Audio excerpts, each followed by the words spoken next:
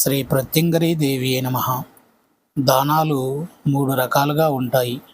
అవి ఏంటో తెలుసుకొని మీరు వాటిని దానం చేస్తే ఆ దానం యొక్క పుణ్య ఫలితము పొందుతారు.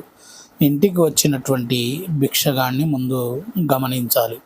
అతగాడు కాలుకు కడియము కానీ తాడు కానీ కట్టి చేతిలో కర్రతో వచ్చాడు అనంటే అతను శివతత్వ దానముతో ఉన్నటువంటి అన్నపూర్ణాదేవి యొక్క భిక్షాటనతో ఉన్నటువంటి దానానికి వచ్చాడు అని మనము గ్రహించి అతనికి ఏవైనా సరే తినుబండారాల యొక్క పదార్థాలు దానము చేయొచ్చు. బియ్యము కానీ సరుకులు కానీ లేదా వండినటువంటి వస్తువులు కానీ అతనికి దానం చేస్తే శివ అనుగ్రహము పరిపూర్ణంగా కలిగి పార్వతీ కటాక్షము కలిగి సౌభాగ్యముతో ఆయురారోగ్యాలతో సుఖంగా ఉంటారు.